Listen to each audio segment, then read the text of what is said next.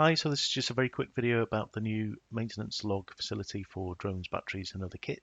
So if I go into drones, against any drone record, you'll find a new option in the drop down which says view add log entries. Click that, pop-up will appear, and it's in here that you can record anything that you believe is worthy of recording in relation to maintaining your drone and or batteries and or other kit.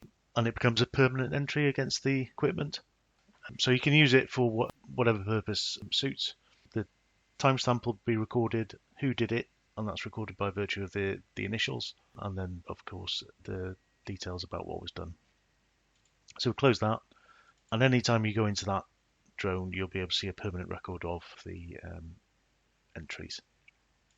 And it's exactly the same for batteries. So against any battery ID, view add log entries.